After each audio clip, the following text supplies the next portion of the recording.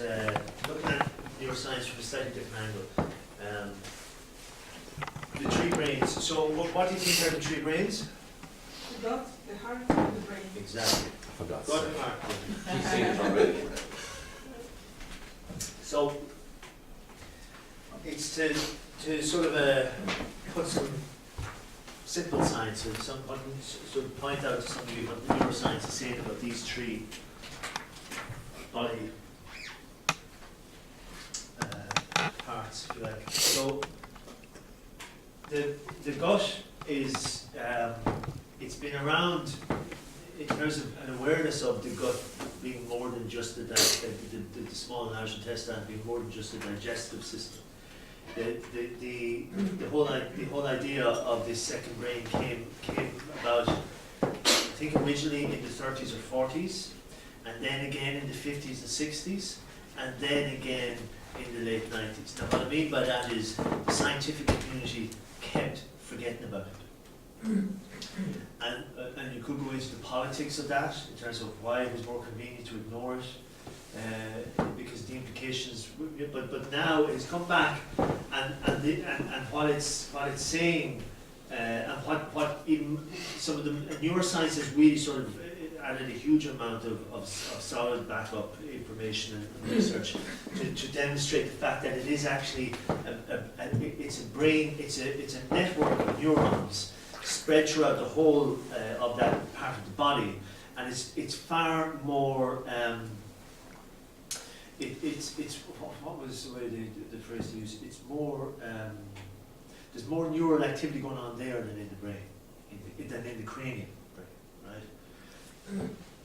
So what they were astounded by was the amount of work that this brain in the gut is doing, and not only that, but that it is actually impacting the effectiveness and efficiency of the brain in the head, and is probably playing a key role or a dominant role in mental health issues. And you know how if you take I don't know, I haven't, but one of the side effects of people who suffer when they're taking antidepressants is what? Bowel problems, serious bowel problems and stomach problems. And why is that? Slows down everything. You emotionally slow down. It slows everything down, and a typical sign would be constipation, and which has a huge impact on your mental activity. So anecdotally, we know there's an impact. You know, we know that there's a connection between the digestive system and the effectiveness of our brain. And science now is able to actually start to demonstrate in some detail, and they're beginning to understand why this connection is here and how it's actually working. So they're finding that there's the vagus nerve is a nerve in the body. It's the longest and largest single nerve in the whole body. It goes from the brain in the head right down to the anus, and it connects every organ along the way. So, so the interesting thing is that it's the nerve through which the brain in the gut communicates to the brain in the head. Right now, it's just one of the routes of communication. The brain in the gut also communicates to the brain in the head via what do you call well, through the bloodstream. It produces chemicals. Serotonin. No. Serotonin is one of them. Yeah, it's a range of chemicals that it produces to communicate with the brain. Right. So, neurotransmitters would be one of the main mechanisms through which it communicates. But if you were to so people who suffer from depression, for example, right, one of the approaches to dealing with depression is to eradicate depression, albeit temporarily, is to stimulate the vagus nerve, physically stimulate it. This has been proven. So when you stimulate the vagus nerve, it's like it recharges the system, and the depressive symptoms disappear. Now, it doesn't get rid of it because it's not addressing the underlying issue, which is the gut issue. It's actually not a mental. The mental issue, the mental health issue is a symptom of what's going on in the gut. Get me? So the vagus nerve is the communication channel. If you sever the vagus nerve, and they've done this in rats and mice, when you sever this, all symptoms are gone. But then again, you've lost a lot else with that as well. So severing the vagus nerve is not an option, but it shows that that's the connection. It's the channel through which the communication happens.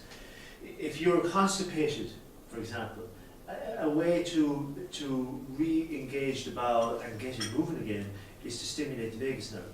Now, how would you do that? How would you do that? Well, I will, but I want to see if you know. Because you probably do it without realising you're doing it. Punch yourself in the stomach? Not punch. Don't do that anymore. If a baby has wind or is constipated, or what would you do? Do their legs. Oh, okay. Well, Massage. You massage. I Yeah. think, yes. Where would you? What were you going to say? no, to me it's also about what you eat if you're constipated. Ah, yeah. Food. No, I come to that because you're right. Obviously, that's a big thing. Massage. Yeah. Diet is They important. teach you to scoop. So there's a scoop massage you can do, yeah, and it does the bowels. So just below the belly button, if you massage there, you're stimulating the vagus nerve, and it gets the bowel back into action. So and it's a deep massage. You know, you're pushing down and gently massaging, and it re-engages the vagus nerve and stimulates the vagus nerve, and the bowel will respond. It's also where the feeling of butterflies comes from when you're nervous, when you're thinking in the nervous way. It's the feeling. Both are feeding each other, but the bowel is always reflecting. The bowel is all that brain, the gut is simply reflecting, or this is reflecting what's going on here. The two are absolutely in sort of connected in a very physical as well as emotional, chemical, and any other way you can think, right? Am I making sense? Any questions around this so far? Loads. So your mental health is very much connected to the quality of your gut. Now, what do they mean by gut? What they mean by gut is the microbiology of your gut, the content of your gut. So if you have the flora and fauna, bacteria, and what they're now able to, what scientists are now saying is that the first, certainly 3 to 4 years, maybe up to 6 years of age, kind of dictates your mental health in your adulthood by the quality of the flora and fauna in your gut in those very early years. It's setting you up for mental health or not, right? And it's not that you can't counteract that and deal with it effectively later on, but you're kind of catching up and you're managing an issue that you need to be necessarily managed. So, and genetics plays a part in it too, in terms of genetics plays a part in the content of the quality of your gut bacteria when you're born. So it's not like it's totally diet. Diet is part of it, but it's not 100% of it, right?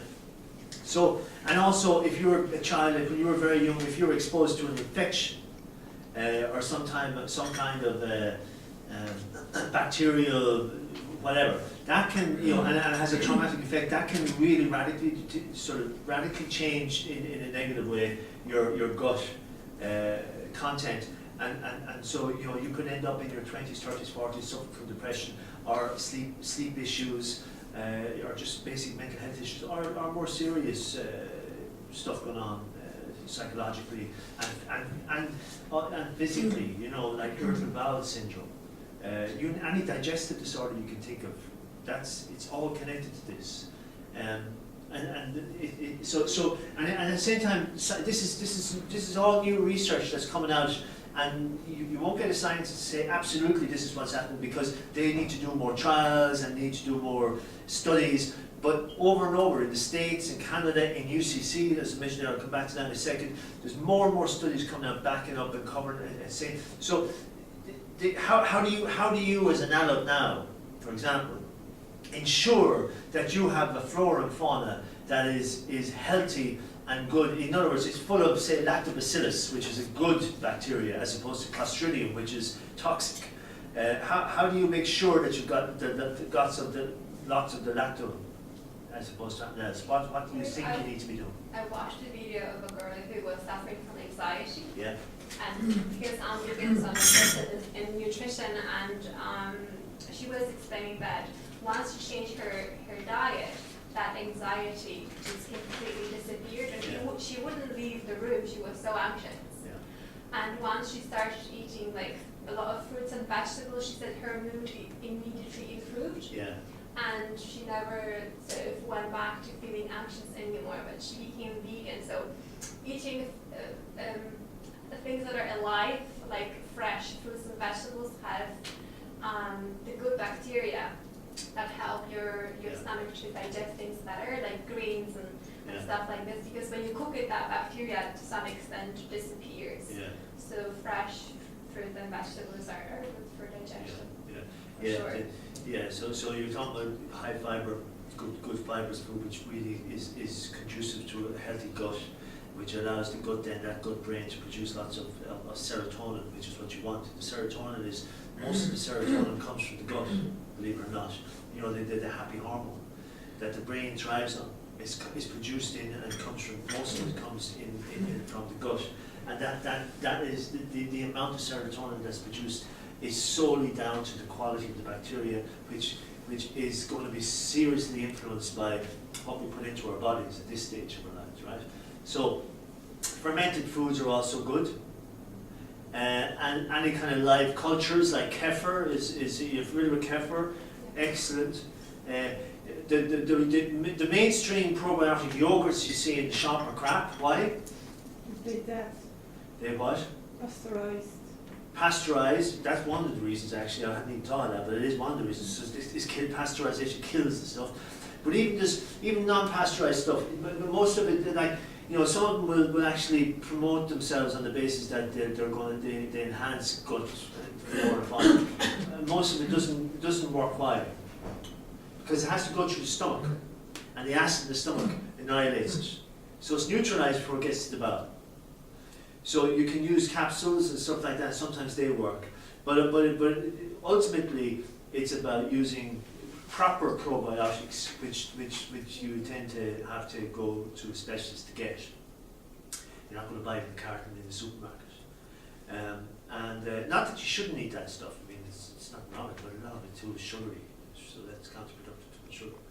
So it's animal fat is toxic, unfortunately. Animal meat, Animal, milk, cheese. Yeah. Rats. Sort of Sunday fry-out comes in. We're clearly on your wavelength right here, yeah. All that is toxic to the flora and fauna, really. It doesn't enhance one bit. Dairy products, no. It's just not good. So, it's really, you know, it's the flora and fauna, the quality of bacteria, and its impact on your mental health is so important. And that brain in the gut is the quality of the communication from that brain in the gut is a reflection of the quality of what's alive down there, right? And there's way more information traveling from here to here than in the other direction. So this kind of takes its lead from the brain and gut. Okay? I think I pretty much said all that. Bacteria-free gut in early childhood leads to adults with less anxiety. So bacteria-free means, in other words, it's free of the likes of Clostridium and the more toxic microorganisms that can be there as a result of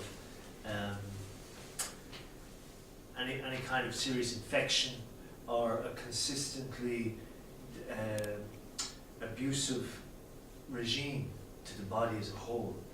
And now that doesn't mean just what you put into your body physically. It also means stress.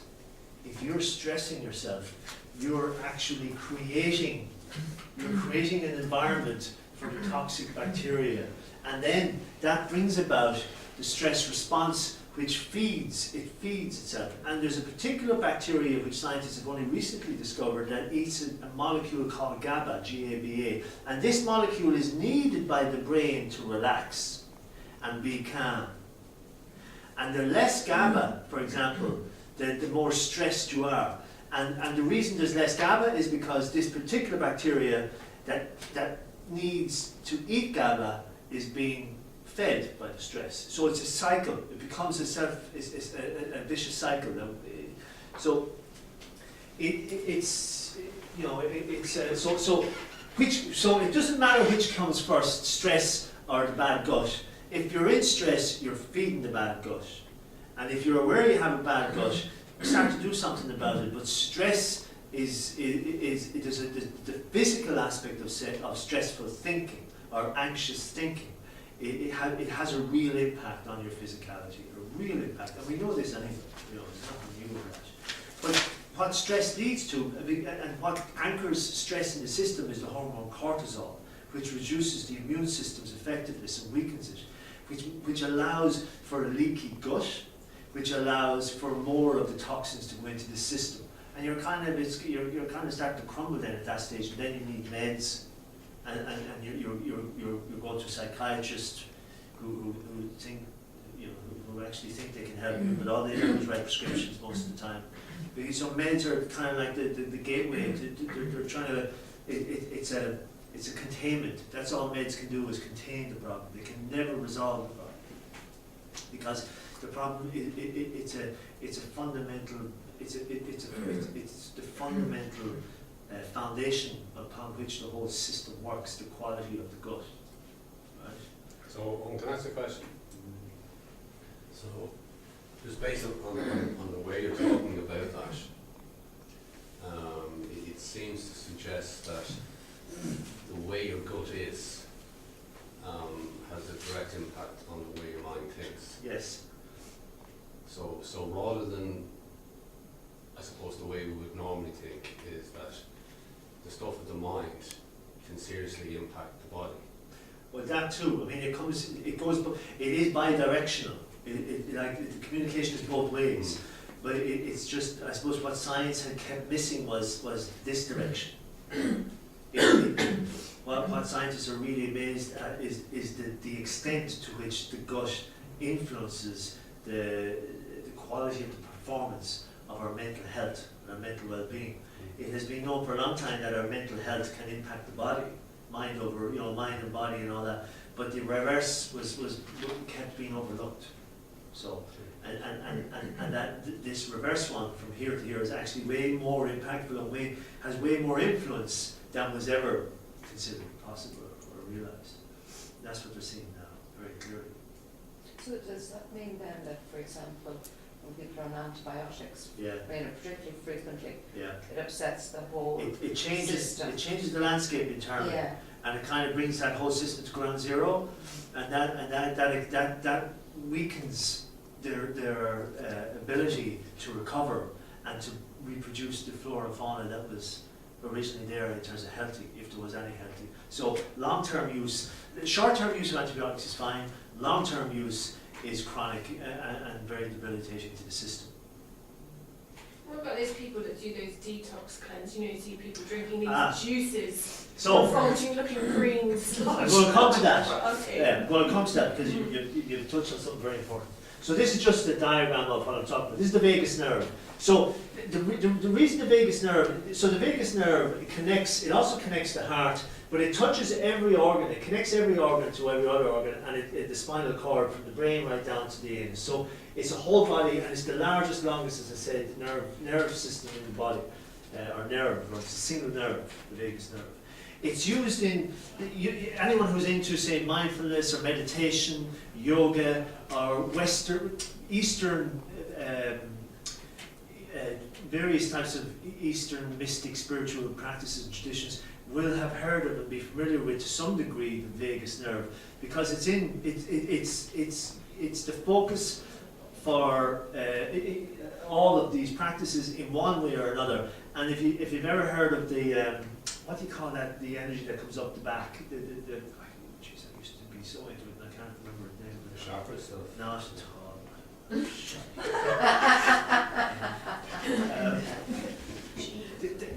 It's not chi, but it's the, you know, when that sort of a moment of enlightenment when you awaken this energy going right up through the system.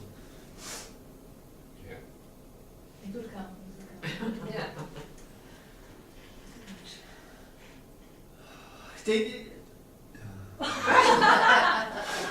I'll tell you at the end of it. I think they try and, I've never done this, but I think they try and focus on it in Tantra sex in particular, or just Tantra. I don't know why I'm focused on sex, but just Tantra. Oh, the name, yeah, I know, okay, fine. So it's all of these systems, even just simple breathing, when you do deep breathing, when you do yoga, Kundalini, thank you, this is what it is. What you're doing is you're stimulating the vagus nerve. That's what all those practices are about. It's seen in mystic practices as the doorway to enlightenment. Having a fully alert and fully activated vagus nerve and that's what Kundalini is about. That sort of base energy from right down from the pelvic girdle right up through the brain is all on the nerve, the vagus nerve. So it's I suppose what science is seeing now is what traditionally all mystic traditions and all ancient traditions would have talked about and known. So the benefits of colon cleansing is kind of the detox you're talking about. A detox, what it does is it clears out the bowels of all physical stuff, right? And what that does is it frees up the bowels in terms of the neural activity to be available for the neural work. It doesn't have to do digestion. So it has, so the reason people feel great and sometimes have psychic or clairvoyant experiences is because they have way more brain power available to them than they normally would because their bowels are empty. They've completely cleared out and detoxed. So they have two brains fully focused on engaging in the moment and it brings great clarity. So that's one of the benefits of colon cleansing.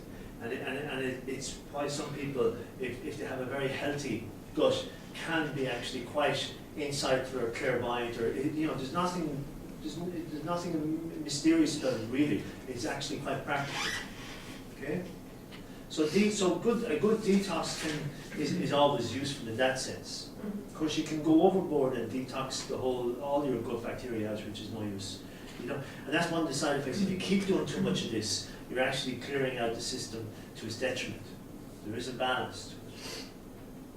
Now, the other organ is the heart. And again, what scientists have realized for a bit longer is that the heart has a brain. There's a whole neural network around the heart. And the connection between the heart and the brain and the head is very strong. And it's also connected to the heart, to the gut brain as well. So it's through chemicals in the vagus nerve. It's the same scenario as the gut brain, and it's responsible for the production of oxytocin. And oxytocin is also known as the hugging hormone or the love hormone. It's stimulated and it's produced spontaneously for the production of milk when you've given birth, and it's what connects you to the newborn. That hormone is essential for bonding, and it's heart produced, stimulated via the pituitary gland. Is heart produced, so it's an excellent anti-stress. And one of the reasons why coaching works, when we're doing it, when we really connect with the person, we're creating the oxytocin in ourselves, but you're stimulating it in the person opposite you, which creates that sense of connection and trust. It's the same with your partners at home, or wife and girlfriend, or whatever. It's the oxytocin, because when you relax, when you open up, when you engage, the biology, the neurophysiology of it is the oxytocin, serotonin, the neurotransmitters. All this is what's actually happening. That's actually what you're feeling. It's nothing to do with the person in front of you. But you don't tell them that, do you? You just keep it simple. In Poland, there has been a first hugging clinic opened in Warsaw. Really? Yes, that actually hugging stimulates oxytocin. It does. Yeah. So they've called it a hugging clinic. They call it, yeah, similar to that. It's not like a high-end brothel or anything, no. He's back to it again, isn't he? So that's interesting, you know, and they do say about that, Yeah. about oxytocin. No, yeah. And also soldiers coming back from war, they were saying oxytocin, trying to sort of, that was a hormone that was very powerful, trying to bring Bring back. Bring almost. them back, Yeah. because they get into a certain mind mode when they're Totally. in combat, to bring them back into Yeah. the softer. Yeah, they have to shut that down in combat. That's a trend. There's a whole regime involved in actually shutting down aspects of the heart brain in particular that disengages components of the brain that stimulate the pituitary and to some degree the thyroid suffers as well. So you get a lot of problems around that physically with soldiers, and they're seeing now a connection between that and PTSD. So the price they pay for shutting down is unbelievable. Then but anyway, I suppose, yeah, it's not new of that. So this is kind of getting into Star Trekky stuff. So you just kind of, and I hope I can explain it. It's detailed in the notes you're going to get anyway. But there's an organisation in the States called HeartMath.org, and it's an institute dedicated to researching the heart as a brain and the impact it has on relationships, on people, and how and showing that it's more than just a pump. What they're seeing is that the brain in the heart is actually, part of its role is that it's actually engaged in processing information that we're not conscious of in the moment, and it's actually accessing, the way they phrase it, I don't know if I have it up there.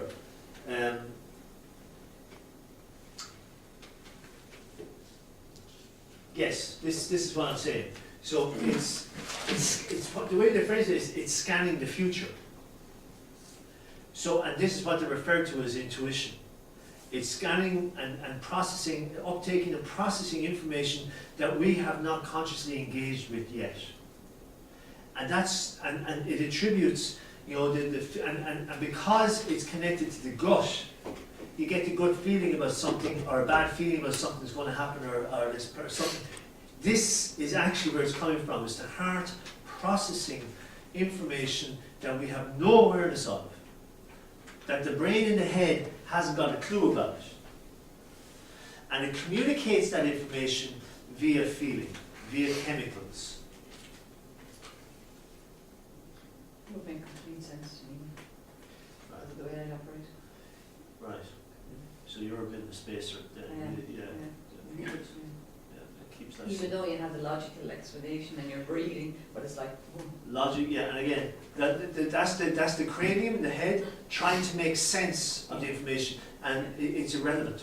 Yeah. Trying to make sense of that information that's coming from the heart, via the heart and the gut, is irrelevant because it's information that has been processed externally.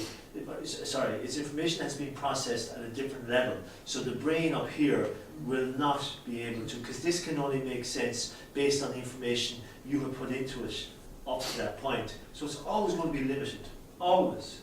And this is why it's so important to really be suspicious of our thinking most of the time. And at the best, ignoring it is probably the healthiest. You know, it's probably the best tactic you have for good mental health is to ignore your thinking, because the content of your thinking, as I said before, is irrelevant. You can have the sickest, most depraved thoughts, and it does not matter if you have the awareness they're just thoughts, and they're coming from this brain, which is a sideshow compared to the other brains, a sideshow. And it's a little kid. Now, it's still a powerful tool, but it's a little kid. And it's where all our insecurities come from, our fearful thinking, our self-doubt, our critical, judgmental stuff is kind of, it's in here, and it's psychologically destructive and unsound. And you can't get rid of it. You just need to realise it's irrelevant 100% of the time. And that makes up for, you're trying to logically have it in your head, Yeah. but it's unconsciously in your body. Yeah. So that's where the stress comes in, even though you... If you entertain it, and if you engage with it, it'll have an impact on the body. If you ignore it, it has no impact on the body because you're not giving it your attention.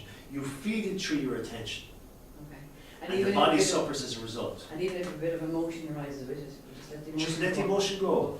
Oh yeah, just let the emotion go because it's the body releasing that information. Okay. So it's not your business to hold on to it or even analyze it.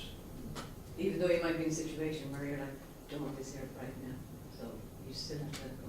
Well, if you're in that situation, you're in that situation, and if you hold on to that feeling, then you're resisting what already is, which just stresses the system. So let the feeling go, and if there's a way to get out, it can come to you on the back of letting the feeling go. It's staying in the moment and not holding on to anything. I think what I do is I entertain it in my head, see can I deal with it, but then I think I might have dealt with it logically, but it's still there. Oh, yeah. in the body. Yeah, absolutely. You can't tell the brain anything then, really. Say again? You can tell the brain anything in terms of what the brain believes or... Oh yeah, of course. But so the classic example is, and I keep saying this one, is Santa Claus. You know, a complete fiction, and the brain bought it for years, Yeah. and gave you a full-on experience of it being reality. Is it not? Yeah. Everyone says that, right? There's always someone who says that when I bring it up. But it shows the brain accepts everything it's told. Everything it's told. Particularly when you're young. And you know, as we get older, it'll accept it if it fits in with what we already believe, obviously. But it's an extremely, it's an in-out organ. It's an in-out organ. It's not discerning in that sense. So if you can convince it of anything, and that's why people can be easily manipulated. That's why NLP works and various types of psychological techniques of brainwashing, because the brain is so malleable and gullible in that sense. So yeah, so it's just to highlight that we're highly intuitive, everyone. Yeah. And it seems to play more strongly in women as opposed to men, but they reckon that's probably more down to culture and conditioning in the way we're brought up as opposed to anything else. Although some research in terms of the gut stuff shows that the negative bacteria, there seems to be more of an impact on females than on males in terms of having negative bacteria, and particularly around sleep problems and ongoing chronic digestive illnesses and related seem to be more impacted on women. They don't know themselves why yet, they're just noticing that in some studies. So, coherence then, when you're in sync, how do you know when you're in sync with someone? I hope I haven't figured out there. How do you know when you're in sync with someone?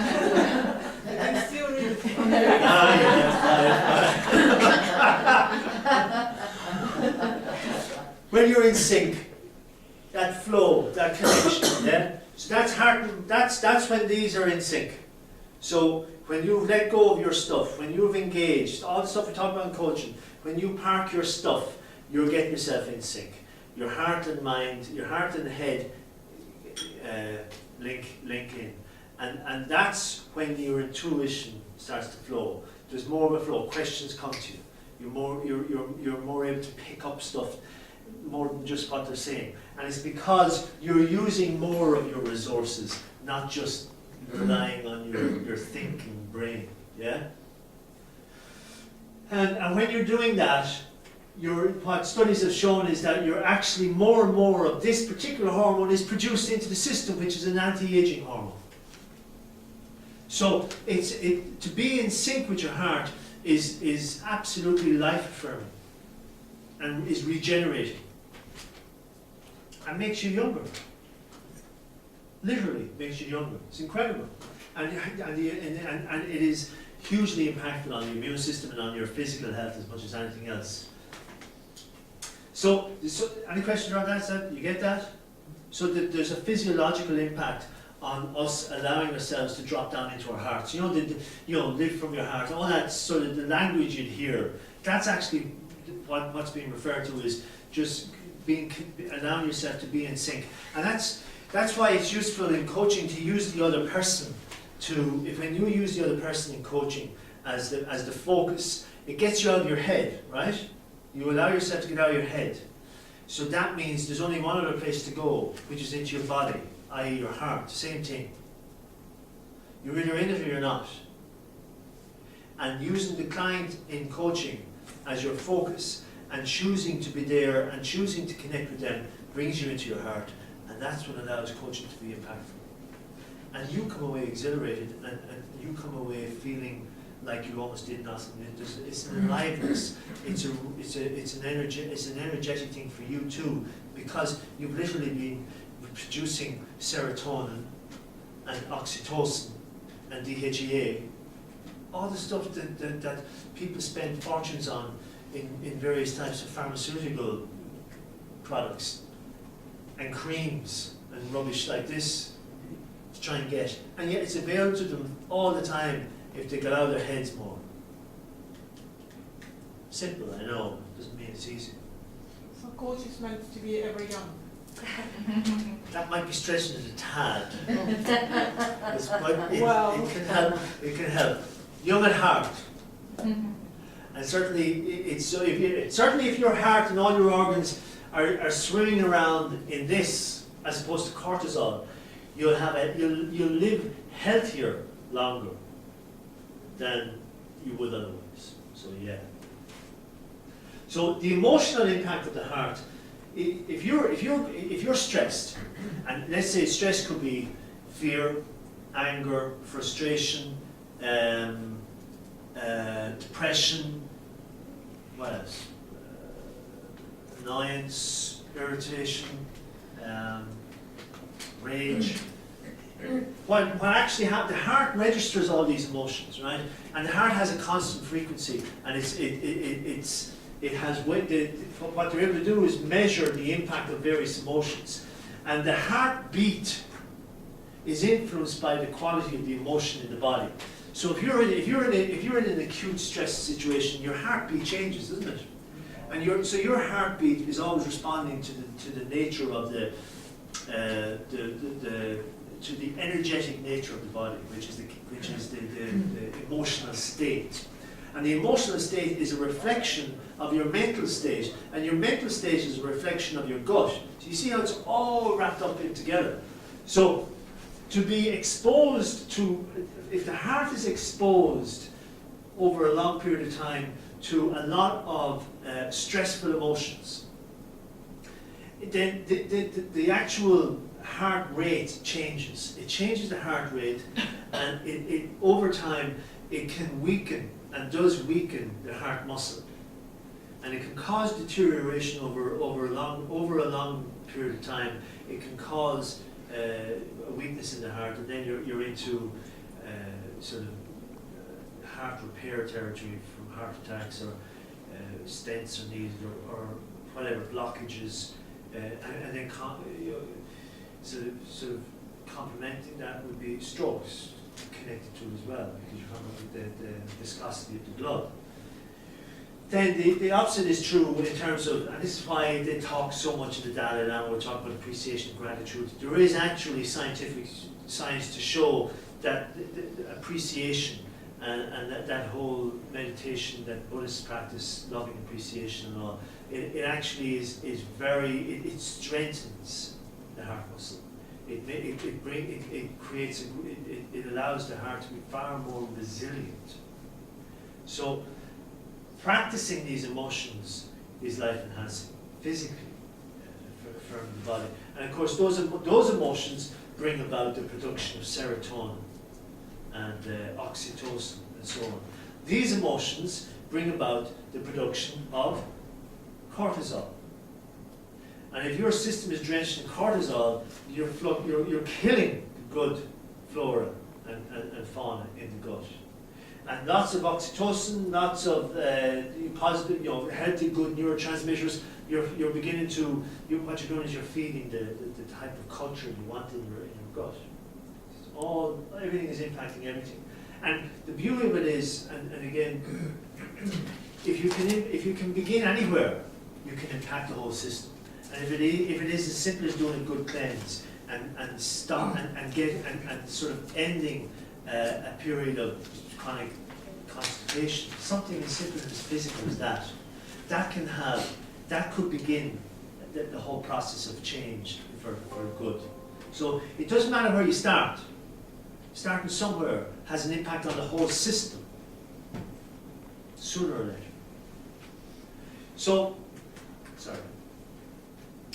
chronic unmanaged emotional stress is as much as 6 times more predictive of cancer and heart disease than the stuff that we're traditionally aware of.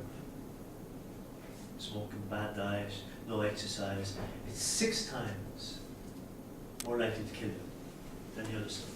And and again, there's so much, some amazing studies done by National Geographic in the blue zones around the world have shown that people who have maybe drank, not excessively, but they would drink, maybe they'd have a couple of whiskeys at night as a nightcap, a couple of cigarettes at night, and living into their 80s, 90s, and healthy as feck. Why? Enjoying I'll tell you now why. Because they're Enjoying life. They're enjoying life. They're in they're more often than not in a state of well-being. They're in a state of appreciation. They're happy with their lot. They're engaged. They feel that they're included in society. They feel that they matter. They contribute, and they're connected to their environment. They're connected to the people around them. It's the simple stuff that keeps them healthy in spite of having the fags and the alcohol every now and again, without taking the piss, without abusing the system. So it's, it really is down to the emotional and mental states that we tend to tolerate or engage in that will dictate the quality and quantity of life we have more than anything else. So, Owen, can I ask you a question on that then? In terms of, you say, they drink animal whiskey, by the way. Yeah. How many glasses? So, you have the glasses. Christmas whiskey. So, in terms of we say that last piece you're talking about, the enjoyment of life, and being able to have a whiskey or a cigarette or whatever, but you're in no way abusing anything. It's just a way to enjoy it. What about, for example, what we were talking about earlier about, say, eating meat and stuff like that, which or dairy products, which can have a negative impact on the gut. If you're eating it in a way that you're enjoying, in the same way that you'd be having a biscuit, in the same way that you're talking about, is that sense of enjoyment? I have a feeling Anna's going to attack me. Yeah, I already want to say something. She's just waiting. She has the knife. Well, you know what's, if you look at so it's the way your mind is. Your mind, the quality of your mind relative, at the time of when you're doing the activity, will have a significant, will play a significant role in the impact that activity has on your body, right? So if you look at all the ancient traditions, again, all the ancient religions, one of the things they talk about when you're at meal is what? When you're at a meal, what do you do? You enjoy it. You give thanks, don't you? Gratitude. All this stuff is intuitively ingrained in our cultures and in our traditions. And giving thanks is about appreciation, so that the body can process this properly and as toxic free as possible. So in an ideal scenario, it will have no impact on you.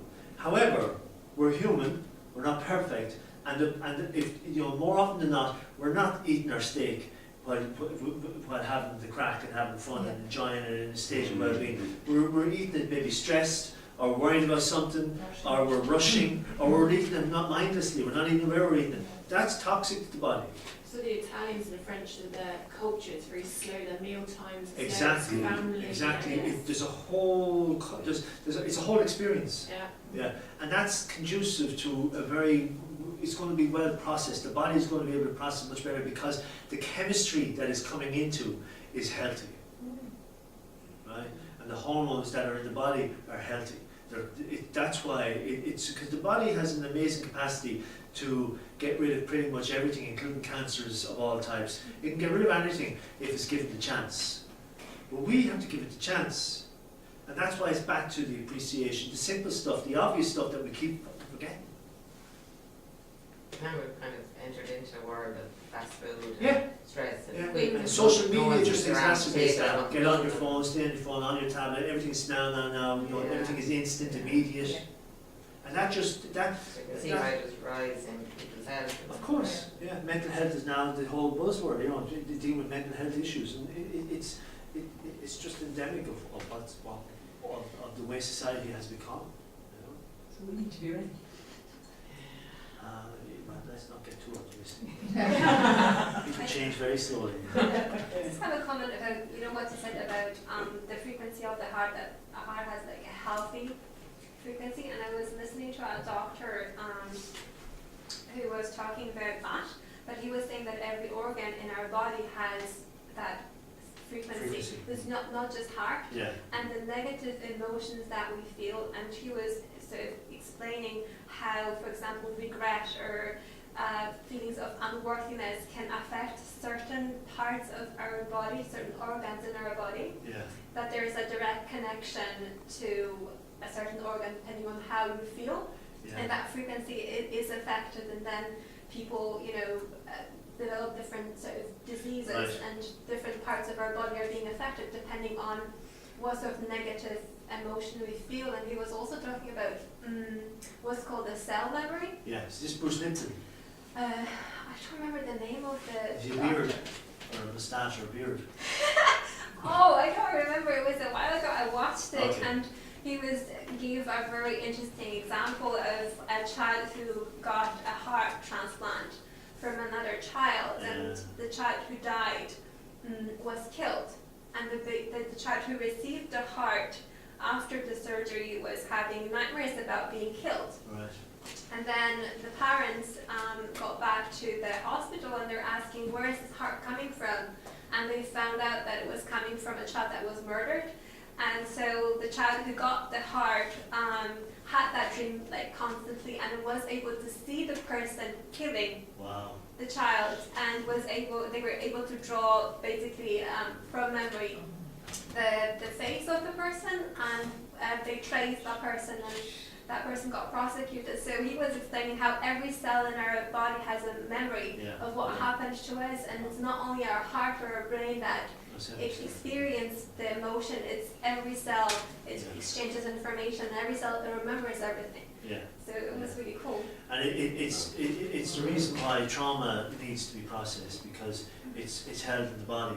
And while it's all right to start letting stuff go now, you know, we weren't doing that maybe when we were 6 or 16 or 26. So if there's trauma from your past, it may be necessary to sort of allow it to be processed at some point, you know, so that organ or wherever it's held can be freed up to do its job, rather than be caught up holding on to chemically toxic content. So it's exactly that. Cell memory is ultimately this is exactly what this is about. It is cell memory. So yeah, it's that. And Bruce Lipton would be a leading name in that field, but he wouldn't be the only one. So it's fascinating. Bruce Lipton, Lipton. But yeah, thanks, Anna. No, that whole stuff, and again, there's loads of stuff out there now on actual case studies on transplants and the impact of people getting. They change personality. Yeah, it's right? incredible. Yeah, Yeah. It's fascinating stuff. We had a guy in our local town who was buried about 3 weeks ago. He was 94 years of age and he smoked 60 fags a day for the whole of his life. Yeah. Since he was born. Well, 60 every day. He came out smoking. Yeah.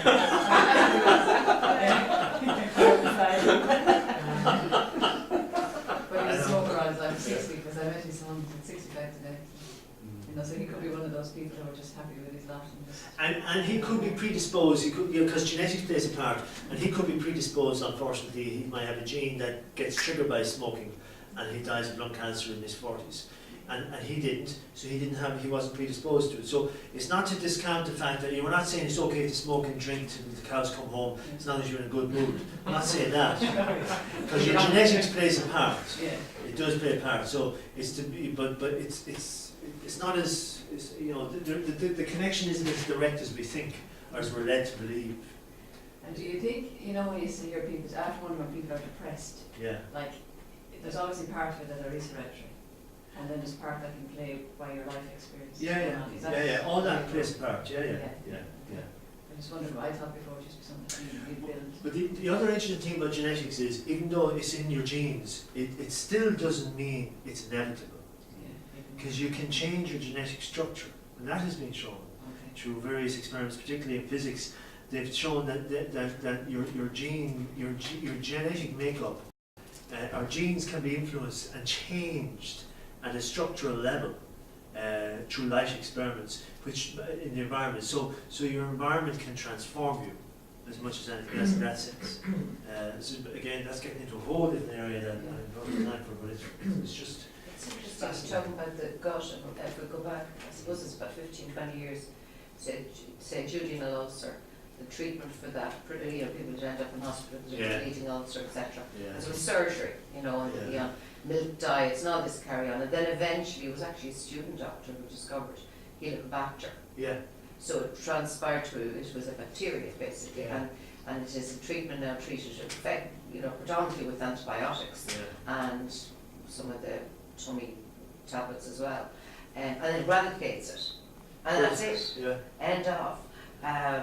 It's interesting, and so that was a gut, a weakness, or just the wrong flora, That's we it. say, I mean, within the gut. Causing horrendous. I know, because I had duodenal ulcer for 10 years. I went around with Maalox and bottles of it everywhere I went, and it was they checked me and put me on that, and that was the fair end of that. You know, whereas years earlier people would die with a bleeding ulcer. You know, if they weren't caught on time. It just shows you that medicine has to look further. Absolutely. Speaking of guts, are we supposed to be putting in a food order? We did. Oh, we did? Yes. And you didn't? We did? No, I didn't see anything go around. Okay, but it doesn't matter, I can get something quick. Do you want to go down and tell them now? No, it's fine. I mean, I'll have a soup or something, but no, I didn't see it. Well, if you go down, they'll add it to the list. It won't take a I'll minute. grab a soup down there. And we're talking about that. Yeah. I was thinking about food. So all this is showing really is that you know if your heart is in any way disoriented, in other words, if its rhythm is if it's not in sync, for example, or if you're in a state of frustration or anxiety or stress, then the connection, you know, the heart is the communication to the brain is altered to such an extent that it can cause the brain to become to experience a state such as fog, confusion, inability to make decisions. So your the quality of your, and this is why I was saying on the first day, never make decisions if your state of mind isn't in clarity, and clarity comes from coherence. So your emotional state will dictate your mental state, and vice versa once the cycle starts, right? So any time when you're not emotionally sound or okay in the moment, ignore your thinking. It's your body's way of saying, ignore this thinking, your brain is not clear, you can't trust your judgment, you're not thinking clearly, literally, so do not make decisions. And it's because of that, it's the heart being disorientated physically and energetically because of the emotional state and the chemical state we're in, and that impacts the thinking state. Does that make sense? And if we entertain the thinking state and reinforce or give it our attention or try and so, we're reinforcing the physicality of that, which keeps us in a stressed state. And then you have people, you know, becoming even worse. They go off and get a gun, or they get a bottle of whatever, or they take medication because it's they try and get the solution externally, which is You've never got to going play to. football or something when you're in the stage. But you see, the physical activity gets you back out of your head, gets you out of your thinking, and allows the system to self-correct. That's why exercise works. That's why meditation can work. That's why yoga, anything physical works, because, or even breathing, consciously breathing works. It's getting you back out of your head and giving the system space to self-correct. I caught a virus 3 years ago and attacked. It was on my heart. Yeah. And my heartbeat would go down to 40 or up to like 200 literally. Wow. And I had to wear, I can't remember the monitor, it was like a Walkman. Yeah. I had to wear a monitor because it couldn't pinpoint why it was doing that until they said, okay, it was a virus. I had to be in the hospital, but my thinking was, yeah, or I tried to ignore it, just, you know, I'm absolutely fine, or, you know, and because I had the kids and I try and keep up with them, Yeah. and so it was telling me, so my arm then started to go numb, and then, yeah, so then I said, okay, this is now weird, but you just, when you're a mum, you just say, you know, you're fine, you just get on with it, and yeah, just parts of my body then, and my thinking, I was trying, you know, I wasn't, you know, my husband said, okay, yeah, we need to, yeah, but it's watching on the monitor go really, really slow and then really, really quickly, and now you're saying that with my thinking, and just to think about how I was thinking then, yeah. Absolutely. It's, you know, you know when you've eaten a full meal and you're stuffed, does that not impact your thinking the way you think?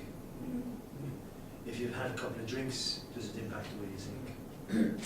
You know, so your body, your brain follows the body. That's why exercise, any kind of physical activity, is going to stimulate the brain in a very positive way. So the body is very much in charge of this guy up here. But this guy up here can crucify the body as well as enhance it, right? By the quality of thinking and if we're engaging with the thinking or not. But it is about the body being, actually is the master. The heart is the master. You know, as Einstein said, put them back in their proper order. The heart should be the master to the servant. This is the servant. He was saying that. And Jesus said that in the Bible, apparently, if he did live, and I'm not saying he didn't, I just don't know. But you know, he said, put away childish things. Ignore your thinking. Put it away, because it's a little child. If you look at emotional intelligence and the research, it shows 10 years of age is the zenith of your emotional development at the brain level, 10 years of age. And then emotional intelligence after that is a physiological thing, a willingness to be present, to be in the moment, letting go of the tantrums in the head, the insecurities in the head, because that's a 10-year-old. That can't get any more emotionally intelligent than a 10-year-old. Yes, there's a lot more information coming from the emotional part of the brain into the prefrontal cortex than the opposite way around. Well, there is, yeah, and ultimately, yes, and it's the reptilian part of the brain in particular, the limbic system especially, and the fight or flight stuff and all. So it's important because it's needed for survival. But if we're not aware of it, then we're using it all the time. We think there's danger around every corner, or you know, we're afraid of everything. That's just it's the prehistoric part of the brain that doesn't get that this is, it's just, you know, it's the way life is now. It doesn't understand the new world. That's coming from the stomach first, though. So if you get that feeling, if you're going somewhere and you think, Oh yeah, no, that's different. The gut feeling, the heart, the gut, that's communicating information that's very different. It's the fear from the limbic system, the fight or flight. That's instant, and it's a head experience as much as anything else. and there'll be thinking associated with it that it's typical of the nature of that insecurity. So it's different to getting the feeling that something isn't right here. That's something that's coming from deep within you.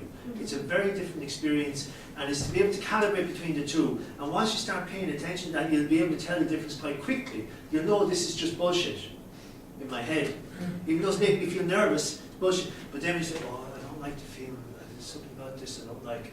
That's something solid that you need to listen to. Not analyse, but listen to it and see what comes from it. So it's different information, and it's coming from two very different sources. One is trustworthy, and the other is more often than not making up the monsters on the bed and stuff. So then come back to what you said earlier about intuition scanning the future. Yeah. And coming from the gut. That's where that comes in. It is. That sense that something isn't right is nearly. Even though you don't know why, You don't know logic. what it is. It's like as if that part of you is scanning the future and it's alerting you to something, but it hasn't come into your conscious awareness yet. This state, by the way, is also conducive to the production of blood clogging, artery clogging chemicals like cholesterol would be one, but there's way more worse stuff than that. So again, it's just that it produces sludge. It slows the system down as well as you're thinking, but it physically slows the system down, clogs it up over time as well. So what you really want is, like I said, let the body lead, that intuitive mind, trust it more. Even though it'll bring you out into the unknown more and more, just trust it. Because this guy, he's a control freak. She's a control freak. Yeah. And will do more damage than anything else. It thinks it knows more, but it's and if you know in society, this guy tends to be dismissed, and there's a lot of cynicism towards it, and ignored, and yet the whole world of academia and the corporate world in particular idolize it, as if this is the only game in town, and yet almost all facets of science now are showing that this guy runs the show, even if we're not aware of it, it's still running the show. It's not the gut, it's the heart, is it? That runs the show. Well, when I say this guy, I mean the whole body. Okay. Gut, Yeah. heart, everything. Now the heart, as a physical organ, the heart is doing a huge amount of work and is communicating more from here to here than the other way around. Okay. Yeah. And it actually has a much bigger electromagnetic field, for example, than the brain does. Okay. So on many levels it's more powerful. And it's true. It's even more true for the gut brain. So the actual brains. Anyway, I think that's all I have. So is that where Yeah, goes that's emotional intelligence then? So emotional intelligence is about mastering this, mastering the all the resources you have below the neck. That's emotional intelligence. Now, brain chemistry. If you look at neuroscience, it'll pinpoint aspects of the brain where it talks about emotional intelligence and activating quietening the prefrontal cortex. So scientists will say, well, it all happens in the brain, and technically, it's on one level that's absolutely correct, but the physiological aspect of it, and chemicals and hormones, and then the neurotransmitters. There's way more going on in the other two brains than this brain. But this brain is key. I mean, you can't shut this guy down. You need this guy. That's why cutting off if you were to sever the vagus nerve, which is the nerve connecting all of this to this, you're from a neurological perspective, you're dead. You still function, but you have absolutely no ability to communicate here. So you become almost like a vegetable, but you're still moving. But it's So what happens in Vegas doesn't necessarily stay in Vegas. yeah. Well, on that amazingly humorous note, we'll go for lunch.